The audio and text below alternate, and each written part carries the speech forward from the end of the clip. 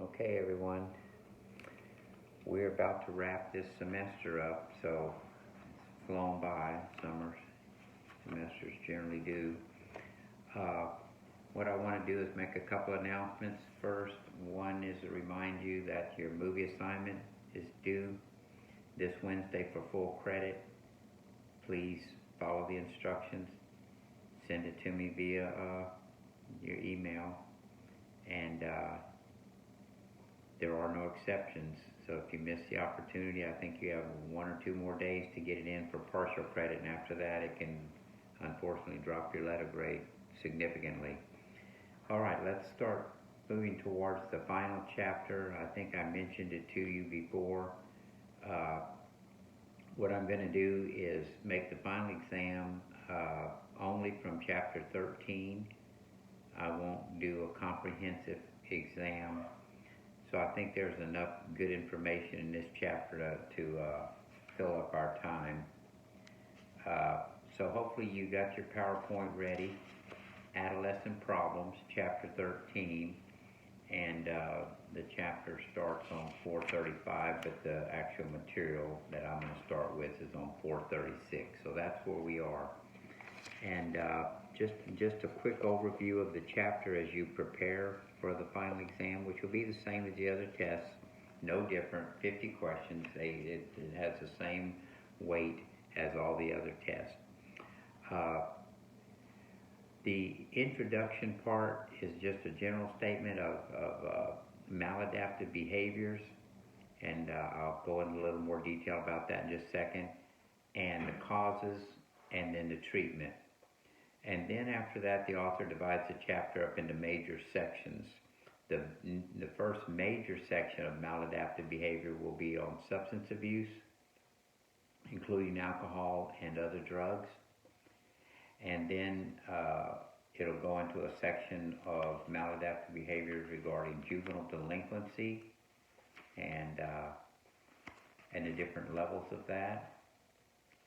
The third major category will be major depressive disorders and suicide, and then finally eating disorders. So those are your 4 or 5 big categories in this chapter, and I'll just I can tell you now to expect most of your questions to come from the substance abuse section, because that is the largest section in this chapter.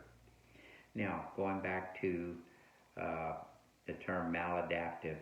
Maladaptive behavior is behavior that's harmful to oneself and or other people. So basically this chapter is about some of the behaviors that young people engage in that's harmful to them and or their families or other people. And so the question then becomes, well, why? What causes it? Or what do we believe causes it? And how would we treat it? So as a general discussion, beginning on page 436, it's called the biopsychosocial model. That sounds kind of fancy, but the truth of the matter is we've been talking about it all semester when I talked about biological, cognitive, and social factors. It's the same thing. And so some problems that kids have could have a biological basis to them. And they call that an internal model. And what they mean by this, if it's biological, the kid was probably born with a predisposition to experience whatever the maladaptive behavior is. So some examples might be, they believe ADHD, bipolar disorder, major depressive disorder due to a chemical imbalance, schizophrenia. These different disorders have been determined to be, at its root anyway, a biological cause, a biological basis, and it was always there. And so the best treatment for biological, at least the preferred treatment, is medication. And so typically if a person goes to the doctor and the doctor ends up prescribing medication specifically to address some problem, then you can assume that that doctor believes that there's a biological basis. So an example might be bipolar disorder, and they prescribed lithium with an effort to balance those chemical imbalances in the brain for the mood swings. And so you would know to pick biological cause. The next thing on that page is psychological factors. And psychological factors are going to be things like inappropriate learning, distorted thinking, ideas that just are irrational, but for whatever reason the person engages in them, they justify their behavior, and so on. So some examples of that would be you steal from Dillard's because Dillard's is rich and you're poor, so you get to take. That's fair enough. Shoplifting from Walmart because Walmart will never miss it. Robbing a bank because they have insurance and they're going to get their money back and nobody's really going to get hurt. That's distorted thinking. It's rationalizing irrational behavior. And so some people engage in maladaptive behavior because of the psychological factors or their thinking. Could be that they were taught that. They might have been taught that by a negative influencing peer group of any number of factors like being aggressive and so on. The third section of the biopsychosocial model would be the social. Prior to this, I've told you that social is going to have to do with your life experiences, your family, and so on. This chapter, that's not going to work. So in this chapter, if you decide to pick social, make sure you limit it to two possible examples or scenarios. One would be socioeconomic status. And so there's a lot of research in this chapter about kids coming out of poverty and whether it causes or results in them engaging in maladaptive behavior. And the other that falls under this category of social factors in this chapter only is neighborhood quality. And so we'll discuss kids coming out of inner city high crime areas and how that might result in them becoming delinquent. And so keep these three different factors in mind, expect scenarios in which they've engaged in the behavior, and you'll figure out whether it's biological, cognitive, or social. And of course, the truth of the matter is it's going to be a little bit of each, but which one is the predominant factor affecting their behavior or their maladaptive behavior. Next general discussion in this intro part is developmental psychopathology. So that's another big terminology. It sounds like, whoa, what are we talking about? Well, you already know what development is. It's different stages along the way that we have, like prenatal and infants, early childhood, late childhood, and so on, early adolescent, late adolescent, emerging. We've talked about some of these developmental stages. So developmental should tell you that we're talking about different stages of our development. Psychopathology is the study of this maladaptive behavior. And the usefulness of developmental psychopathology is to see if we can determine risk factors in order to predict future problems or preventive measures. So let's just use some simple example. So let's just say that, and actually this has been found to be pretty accurate. Let's say a kid gets diagnosed with severe attention deficit disorder. Got all the symptoms, all the problems associated with impulsivity, attention deficit, hyperactivity, and now they arrive at school and they're struggling. What they have found that if you're not going to treat those kids either by medication, counseling, and or both, and help them cope with ADHD, it goes untreated. In other words, if we follow the developmental progression of that, as they get older and repeat each year of struggling, failing, getting in trouble. The next most common thing that they'll be diagnosed with is oppositional defiant disorder.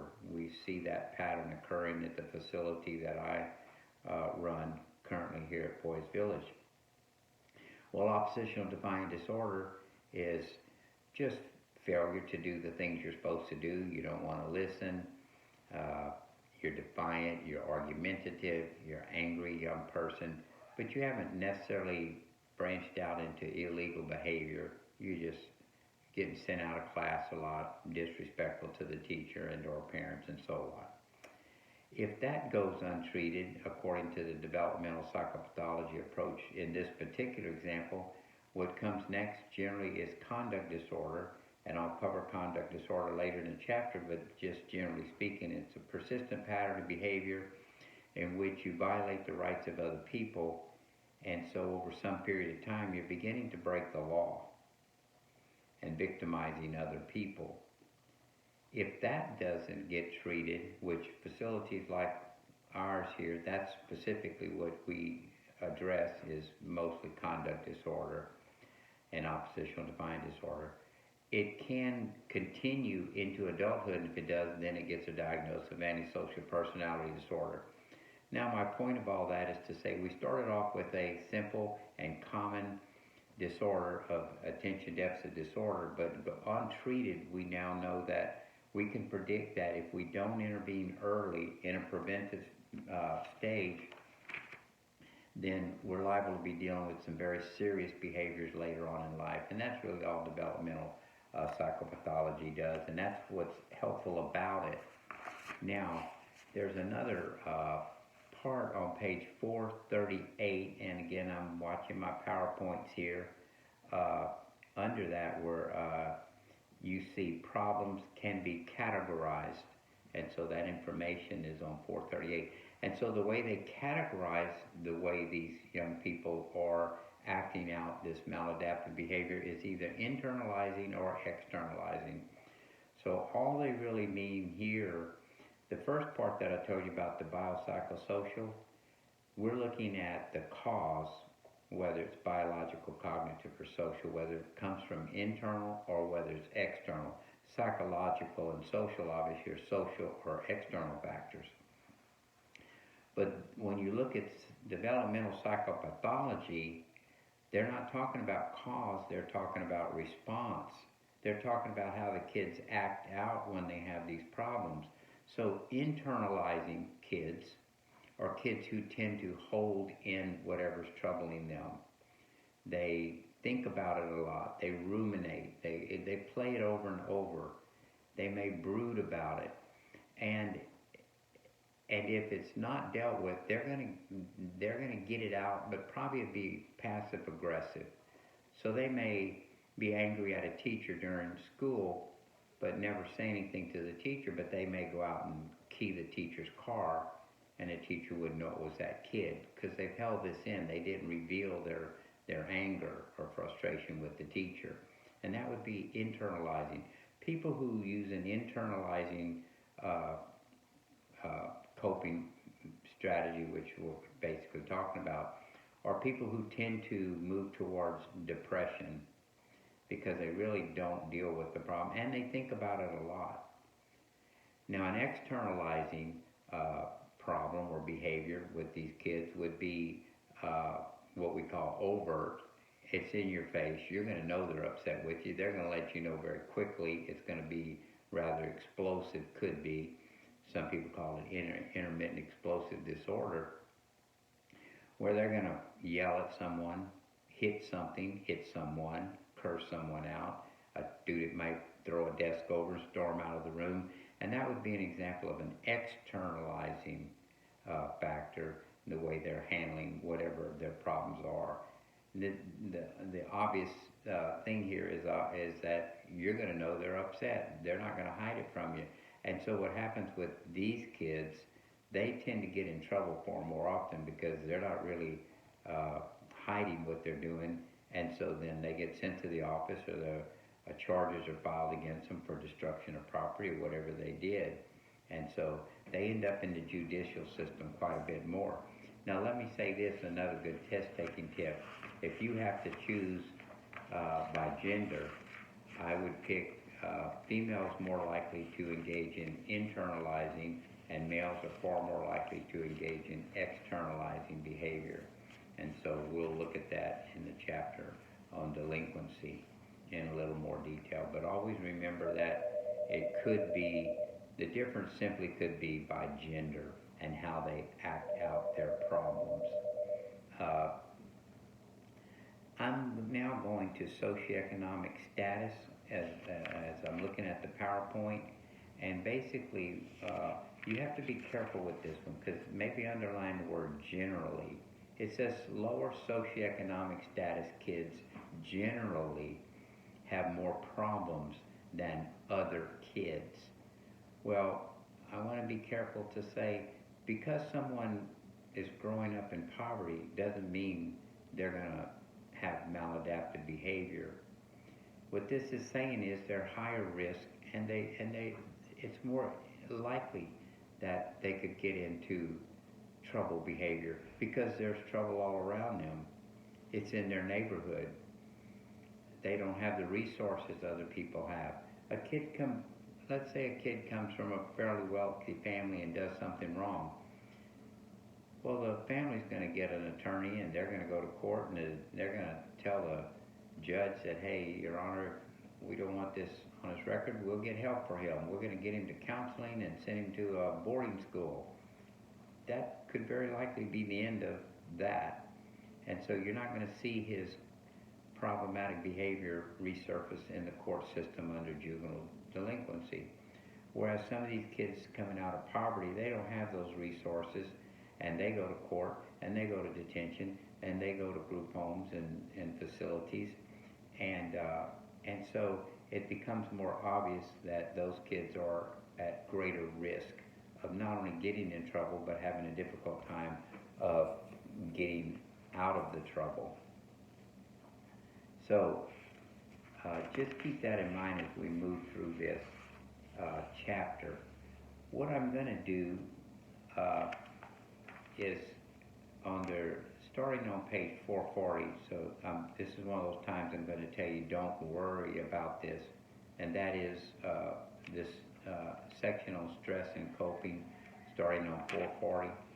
I'm going to omit that and pick this chapter back up on page 446, Problems and Disorders, which is the first major section I told you about. There's just so much material here. There's enough in this section alone to have an entire final exam on. And so I guess in my effort to wrap up the first part, just remember it's called the biopsychosocial. Be able to distinguish what you think the cause might be, and in a developmental psychopathology, be sure you can determine what you think is how the kids would respond or their reaction to it, and so on. The last screen I have in that intro section, I'm looking at it here, is predictors of adolescent problems. And a lot of this I covered in chapter 8 under family, but I've just mentioned poverty, but I'm looking at some of these others like ineffective parenting.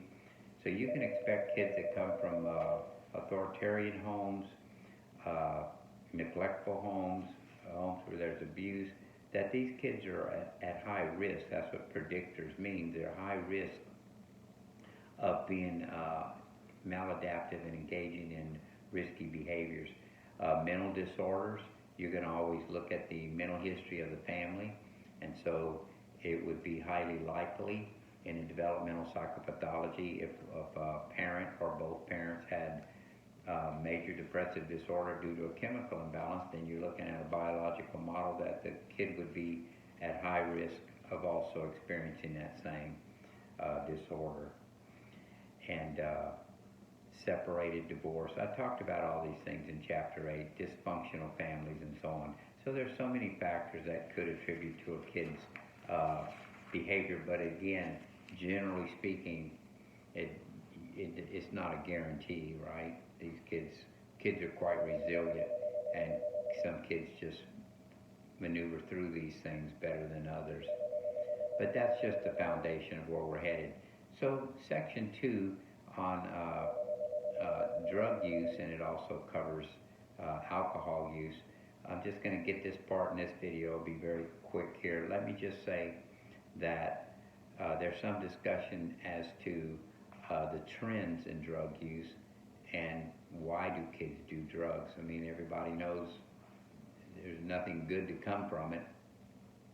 So they want to look into, when you survey kids and ask them why, well, obviously people do all sorts of drugs, including prescription drugs, to feel better.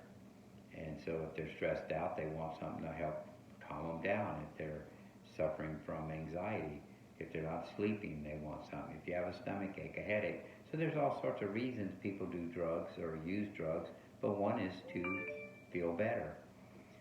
Another one that the kids will tell you a lot about is because they're stressed out or escape reality. So life's not good, not getting along with parents, failing school, whatever it is, and so they can take some drugs and forget about that for a while. Some kids just simply out of curiosity might take drugs. They just want to see what it's like. They've heard their friends went to a rave party and did ecstasy, and they heard they had a lot of fun. They want to see what it feels like.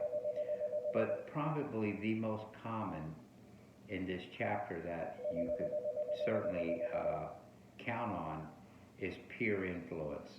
So kids hanging around with other kids who are doing, and then you can fill in the blank, whether it's drinking alcohol, smoking cigarettes, trying marijuana, or any other form of drugs, puts them at great risk if that's who they're hanging out with, and especially if those peers are a little bit older than them, and typically older meaning 2 years or more outside their age bracket. And so that's enough for this session. I'll get into some terminology and then some specific drugs and symptoms and so on in the next video.